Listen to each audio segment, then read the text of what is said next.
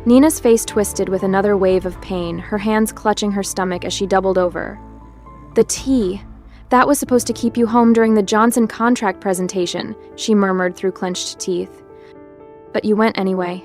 She gasped for air. James said, "We just needed to discredit you, make clients think you were unreliable." The sound of sirens filled the air outside, the wail growing louder as it neared. "James," I said, my voice cutting through the frantic scene, "I know exactly what you and Nina have been planning. The breakfast, the tea, all of it. You've been trying to take me down for months now." James stood frozen, his eyes wide as realization spread across his face. "Nah, stop talking," he shouted, backing away from both of us. "You don't know what you're saying." "I know exactly what I'm saying," Nina spat, her words slurring slightly as the drug in her system took a deeper toll. "We've been planning this for months, ever since Anna started outperforming me at every client meeting. You were supposed to make sure she drank it today." The paramedics burst through the door, and I quickly stepped aside, allowing them to work.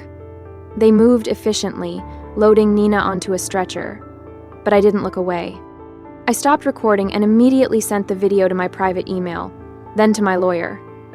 This was the evidence I needed. James stood there, his body rigid, watching as his entire, carefully constructed plan crumbled around him. He couldn't move, couldn't react, as the weight of his betrayal crushed him. "I'll ride with her to the hospital," I told the paramedics, my voice firm, betraying no emotion. "After all, I need to make sure my sister-in-law gets the proper treatment." I met James's terrified gaze, my lips curling into a thin, knowing smile. "And I'm sure the doctors will be very interested in knowing exactly what was in that coffee." The emergency room at Nashville General Hospital was a whirlwind of activity as doctors rushed to treat Nina. I sat in the waiting room, my phone clutched tightly in my hand, replaying the recording of Nina's confession. Her voice trembling with fear, her words laced with anger, all of it was the proof I needed. This wasn't just paranoia. This was real. "Family of Nina Anderson?" a nurse called out. I stood up, scanning the room for James, but he was nowhere to be seen. He'd mumbled something about parking the car 20 minutes ago and hadn't returned. Something wasn't right. "I'm her sister-in-law," I said, following the nurse through the double doors. "How is she?" The nurse's face was grim. "She's stabilized, but we found concerning levels of toxins in her system. The doctor would like to speak with you." As I followed the nurse, my mind raced with thoughts of what had just happened. The twists, the lies, the betrayal. Everything was falling apart. The truth was finally coming out, and nothing would ever be the same again. Dr. Phillips, a tall woman with graying hair and sharp eyes, was standing outside Nina's room, her expression one of concern as she glanced up at me. "Mrs. Bennett, could you tell me exactly what happened before your sister-in-law became ill?" she asked, her voice calm but probing. I took a deep breath, then pulled out my phone. "I think you should listen to this first," I said, my voice steady but laced with anticipation. I played the recording from the brunch, watching Dr. Phillips' expression shift from professional concern to one of alarm. She stopped taking notes and stared at the screen for a moment, the words Nina had confessed hitting her with full force. "This is very serious," she said, her voice tight, as she quickly made notes on her tablet.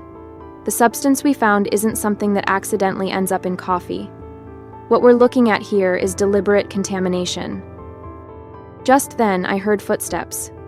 I turned to see James standing at the end of the hallway, his face pale, sweat beading on his forehead. He'd clearly overheard Dr. Phillips's words. "Anna?" he called out, taking a step toward me. "Let me explain." "Stay back," Dr. Phillips warned, her voice sharp. She pressed the nurse's call button. "Security to room 412, please." James raised his hands in surrender. "This is all a misunderstanding." Na was confused. She didn't know what she was saying. I didn't let him finish. I pulled out my phone, the one I'd used to secretly forward the text messages from his phone last week. Messages about making sure I was out of commission before the Henderson presentation. "So these messages between you and Nina about making sure I was out of the picture before the Henderson presentation were just friendly conversation?" I asked, my voice calm but every word laced with accusation. James's face drained of color.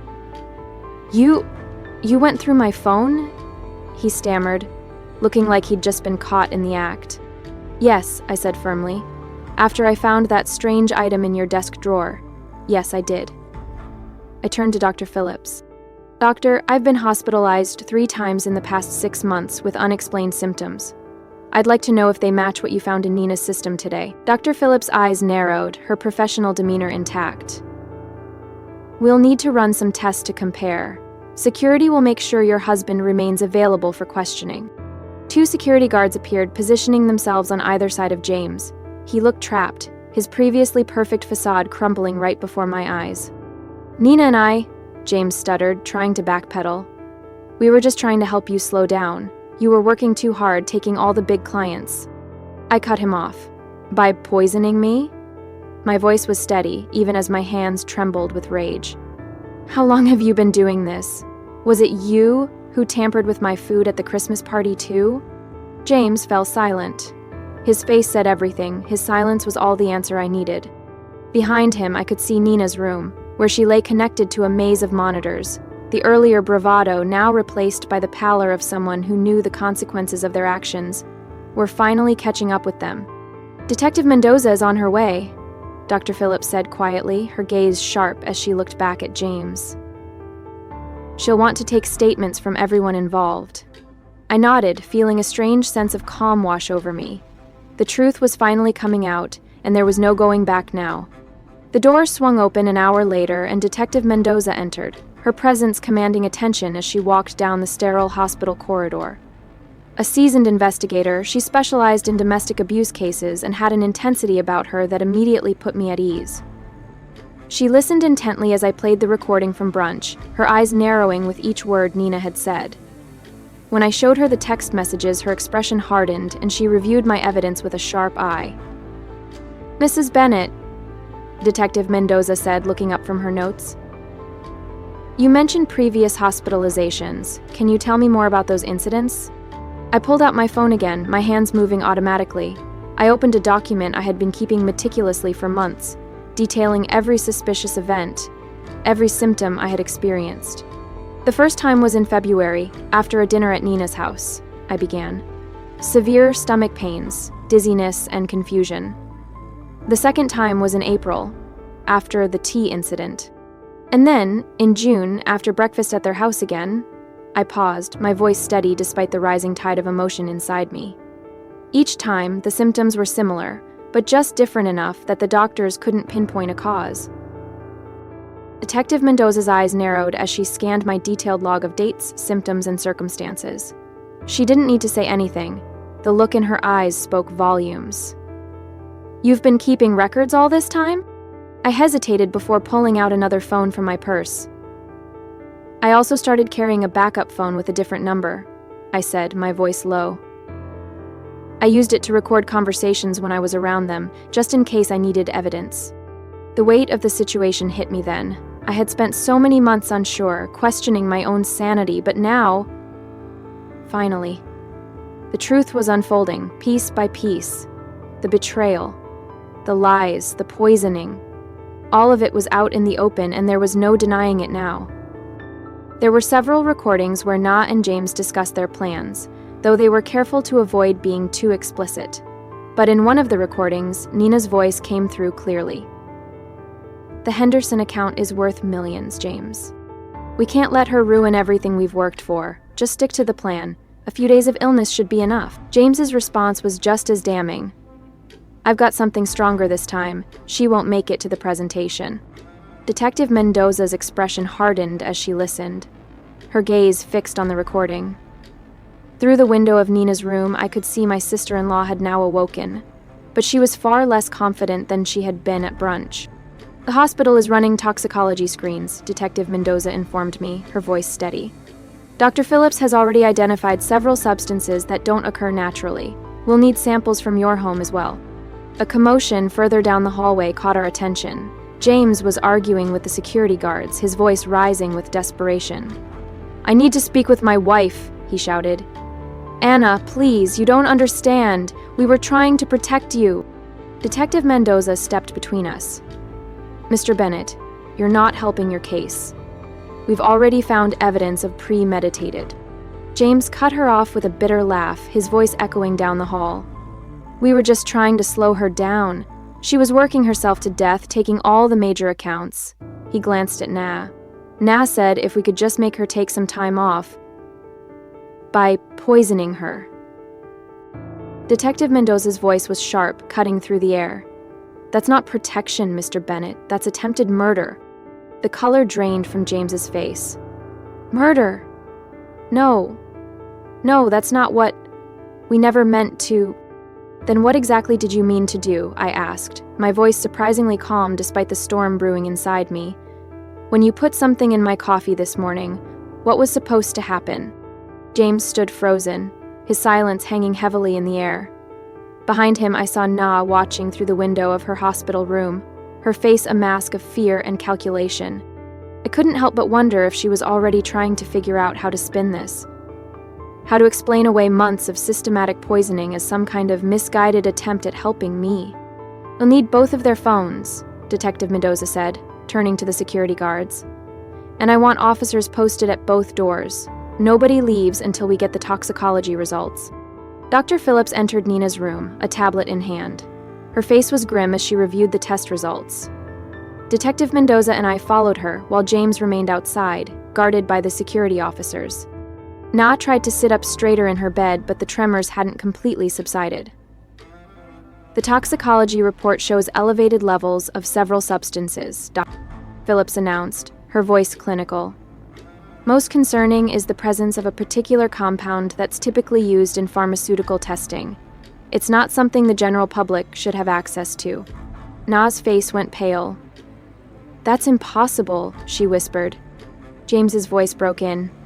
"It was just something to cause mild symptoms." "Mild symptoms?" Detective Mendoza interrupted him, taking out her notebook.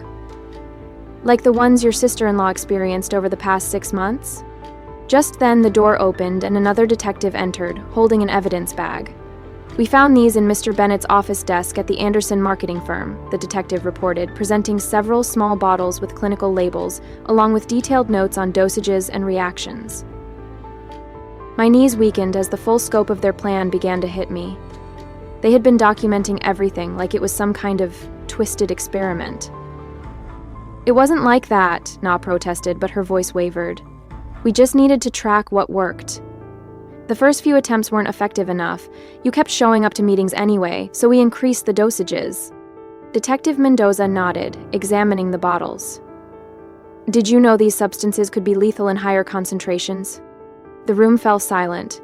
James, still visible through the window, sank into a chair in the hallway, his head in his hands. "The Henderson account," I said slowly, as pieces of the puzzle clicked into place. "It wasn't just about the presentation, was it? You needed me out of the way permanently because the client specifically requested me as their lead." Na's face twisted in a mixture of anger and fear. "You were ruining everything. I built that client portfolio for years, and then you show up and suddenly everyone wants to work with you instead." Her voice trembled as she turned to James. "Fix it!" James's shoulders slumped. "I could fix it," he muttered, his voice barely audible, as if trying to convince himself as much as anyone else. The weight of the truth was crushing, and I realized that this wasn't just about a business deal. It was about greed, manipulation, and betrayal, carefully planned and executed over months. But now, everything was unraveling, and there was no way they could escape the consequences of their actions. By killing me. The words hung in the air, heavy with accusation. "We weren't trying to..." Na started to speak, but Dr. Phillips cut her off, her voice sharp and commanding. "The concentration in the coffee you drank today," the doctor stated, her gaze locking with Nina's, "was significantly higher than any previous samples we've analyzed from Mrs. Bennett's earlier hospital visits. If she had consumed it, the outcome would have been severe, possibly fatal." Detective Mendoza turned to the other officer. "We'll need a full warrant for both their homes and offices," she instructed. "And contact the pharmaceutical company listed on these bottles. Find out how they obtained these substances." Na slumped back against her pillows, her strength draining away, her face pale. "It wasn't supposed to go this far," she whispered, her voice barely audible. "James kept saying we just needed one more try." I stepped closer to her bed, my voice steady despite the tremor in my hands. "Every time I got sick, every meeting I missed, every client I lost, you were both there, watching, taking notes on how your poison was affecting me. What kind of people does that make you?" The silence that followed was deafening. Outside, I could hear James being read his rights as more officers arrived.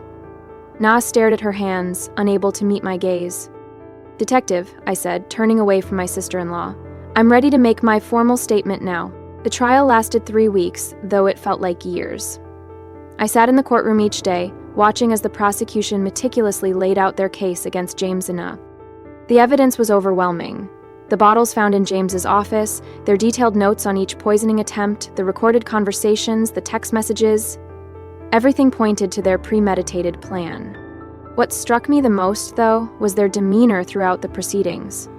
Na, usually so polished and confident, now looked small and insignificant in her defendant's chair. James couldn't even look at me. His eyes stayed fixed on the floor as expert witnesses detailed the potentially lethal effects of the substances they had been using. Dr. Phillips' testimony was particularly damning.